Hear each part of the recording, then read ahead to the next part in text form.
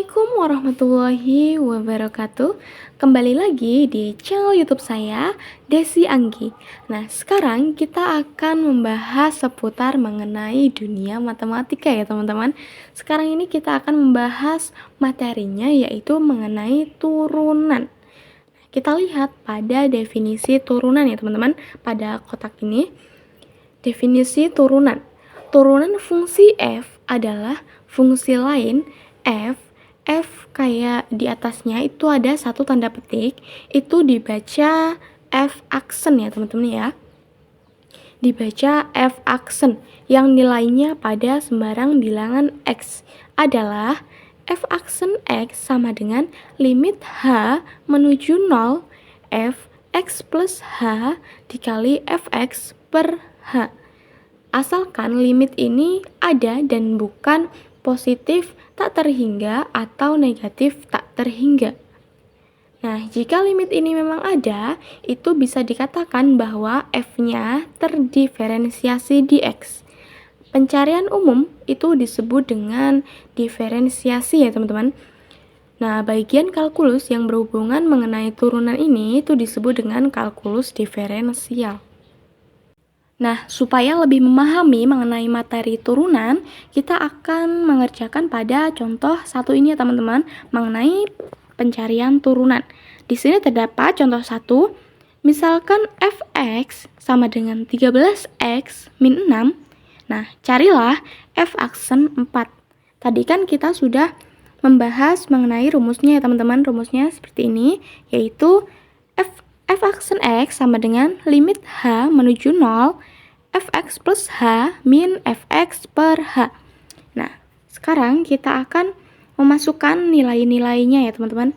Jadi, nah di sini kan tadi rumusnya f aksen x. Jadi x-nya itu kan 4. Jadi kita masukkan. Jadi di sini f aksen 4 sama dengan limit h menuju 0 f. Nah, f 4 plus h ya di sini teman-teman rumusnya. Jadi kita tulis f x-nya 4 f 4 plus h min f 4 per h.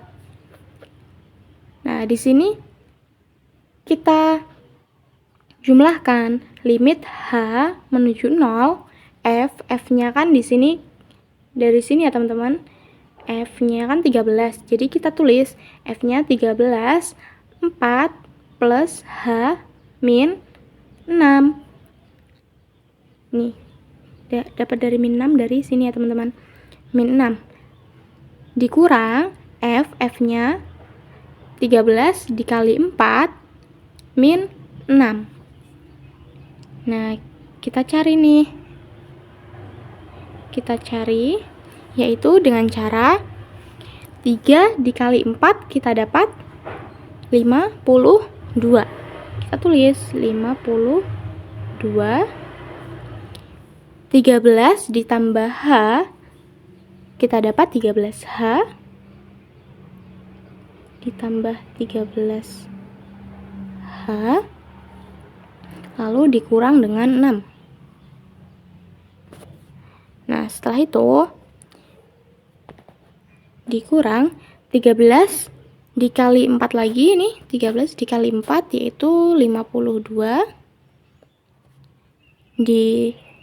Nah, ini kan ada negatif sama negatif, jadi positif ditambah dengan 6 per h.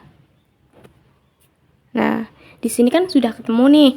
Nah, di sini terdapat nilai-nilai yang sama. Nilai yang sama ini kita akan mencoretnya ya, teman-teman.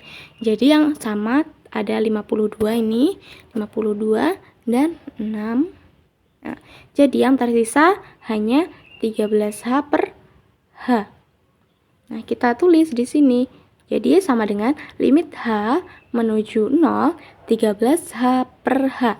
Nah, di sini kan masih ada nih yang sama. Apa yang sama? Yaitu hanya ya. Kita coret hanya. Jadi tinggal sama dengan limit tinggal 13 ya. Jadi sama dengan limit h menuju 0 13 itu sama dengan 13. Nah, selanjutnya yaitu terdapat bentuk-bentuk setara untuk turunan. Nah, tidak ada yang keramat tentang penggunaan huruf H dalam mendefinisikan V aksen C. Nah, misalkan seperti di bawah ini, yaitu terdapat V aksen C sama dengan limit H menuju 0, F C plus H min FC per H. Sama dengan limit P menuju 0, FC plus P min FC per P. Sama dengan limit S menuju 0, F C plus S min FC per S. Nah, perubahan yang lebih radikal tetapi masih tetap hanya suatu perubahan cara penulisan. Nah, mungkin dipahami dengan membandingkan gambar 1 dan gambar 2 ya teman-teman pada gambar di samping ini. Nah, perhatikan bagaimana X menggantikan C plus H sehingga X min C itu menggantikan H.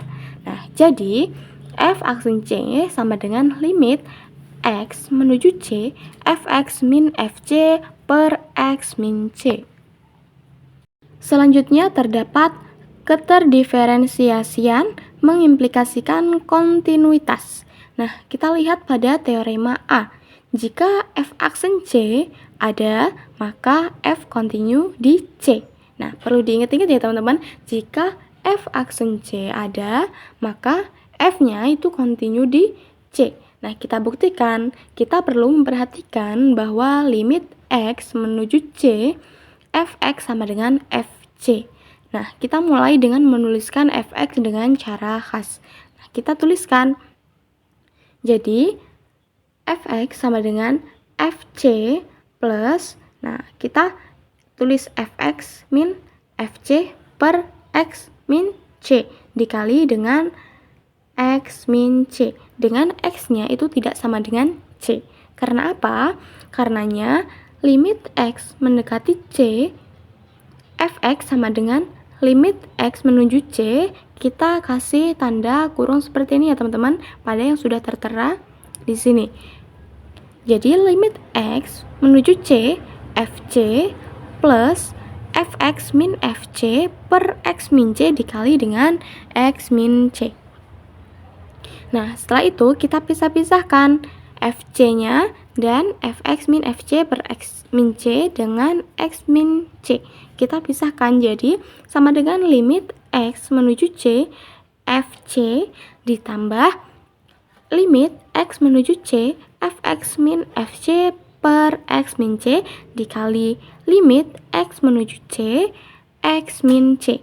Nah, sekarang sama dengan kita bisa menuliskan Fc ditambah F aksen C dikali dengan 0 sama dengan Fc.